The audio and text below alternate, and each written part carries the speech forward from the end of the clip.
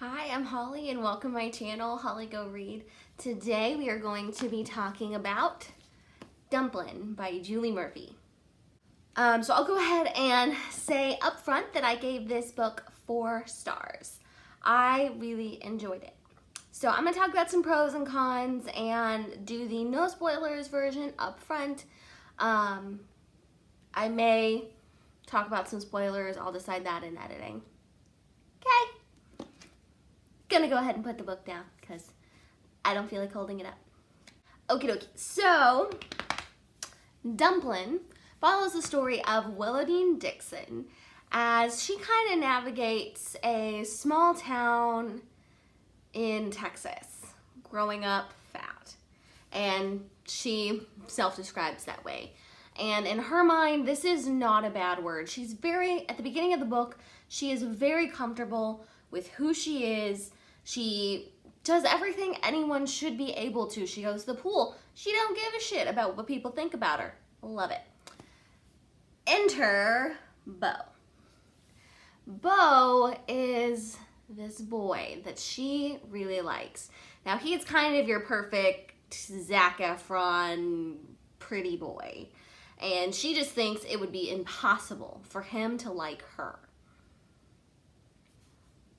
And none of this, by the way, is spoilers. This is all what is written on the inside here. So not going to give away anything that wouldn't be given away in the description. And once it's kind of established that Bo likes her too, that's when that self-doubt starts coming in. And I think that that was perfect. Not because I think you should doubt yourself when you're in a relationship, but because a lot of us do. And I feel like that discussion was important. This book deals a lot with family dynamics, friendship dynamics, relationship dynamics. This is a very, very character-driven book. The description makes it sound like it's going to be a little bit more plot-driven because you're told basically up front that Willowdean is going to compete in the Clover City Miss Bluebonnet. I think that's the title. I want to say that's the title. Miss Teen Bluebonnet beauty pageant. I was close. Beauty pageants are a big deal in the South, especially in Texas, and especially for Willowdean. Willowdean's mother had won Miss Teen Bluebonnet in her time, and essentially helps run it at this point. This is the highlight of her mom's year. So her whole life kind of revolves around that, and her mom being a former beauty queen and her being fat and being okay with who she is kind of creates this tension and a lot of thought-provoking dynamics seen in the family. So again, I gave it 4 stars mainly because of the world and the characters. I'm from Texas. I'm a very, very proud Texan. So seeing the language done right. I hate when everything sounds like everybody's a hick. Yes, some of us sound that way, and some of us have trained ourselves not to sound that way. But I digress. I'll always be thankful to my high school theater teacher for telling me that I sounded like a hick, and if I ever wanted to be taken seriously, I needed to lose my accent, or at least tone it down. I know I have an accent. I'm not stupid, but believe me, if I spend a day around my dad or my godmother, my accent is so much thicker. Or if you get me drunk and get me talking about when I used to work for the rodeo. Yeah, I worked for the rodeo.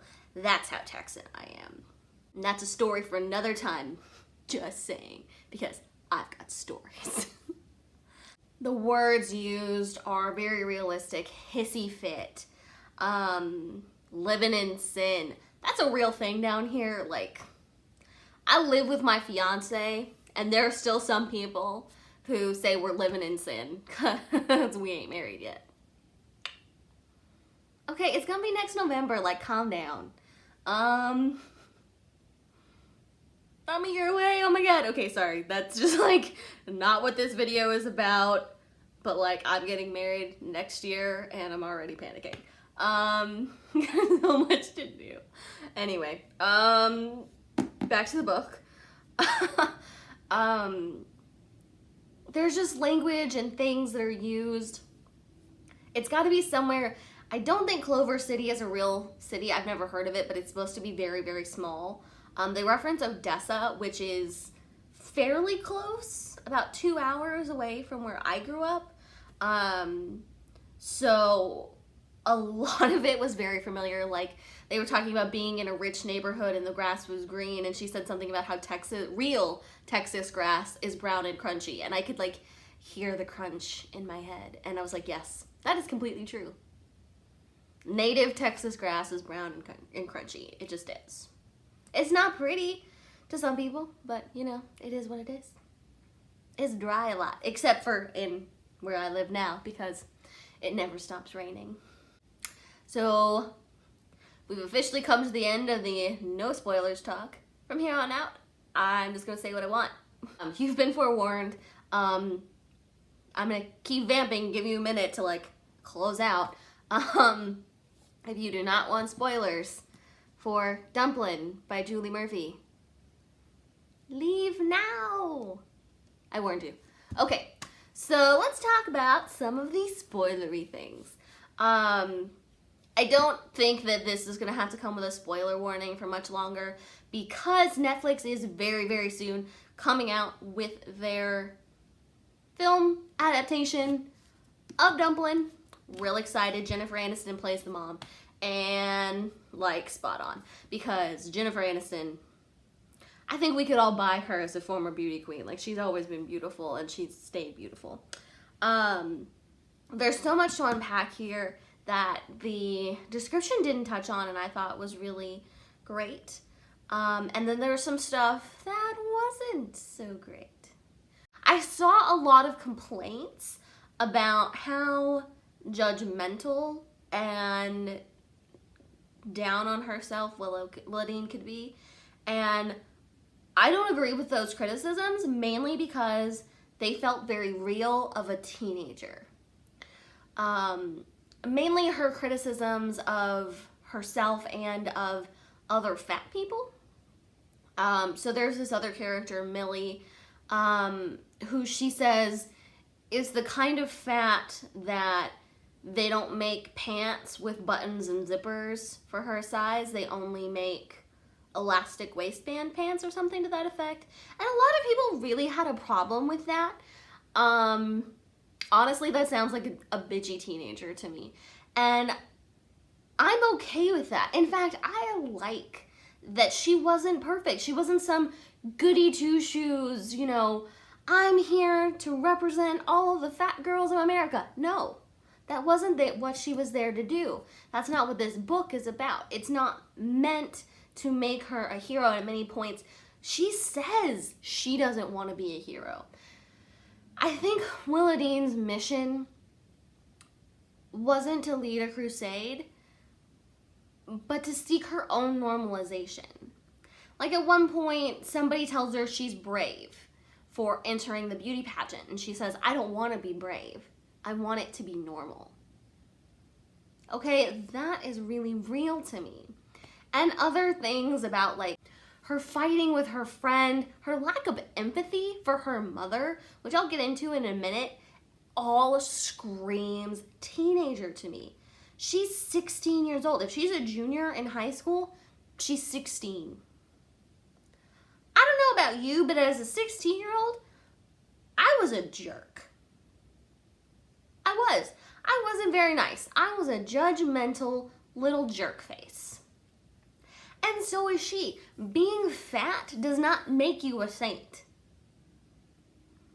You're a person. You can still be a judgmental little jerk face if you're fat. In high school, I was a chubby little jerk face. Still am. Like, I don't consider myself thin. I'm chubby. I like, you know what? I like my goddamn french fries too much to give them up. And I'm sorry, but I do. At the end of the day, I'm pretty okay with who I am, and so is Willadine. So that is something that I really appreciated. She, you know, she wasn't a saint. She was a believable, flawed character. So a lot of the storyline really deals with her mother and hers relationship. It's established that before the beginning of the book, about a year ago, Willadine's aunt, her mom's sister, Lucy, has died. Lucy lived with them. She was not just fat, but morbidly obese. She's described as being 500 pounds. So that is morbidly obese and did, unfortunately, cause her untimely death. And a lot of the unpacking of who Lucy was and how it shaped her relationship with the world, with herself, with her mother, is dealt with a lot in this book. But what really bothered me, and I don't feel like it was ever really addressed, was Willadine's lack of empathy for her mother. Yes, her mother wants to move on from Lucy's death. She does. She, you know, it's been almost a year. She wants to start cleaning out Lucy's room, and Willadine's having none of it.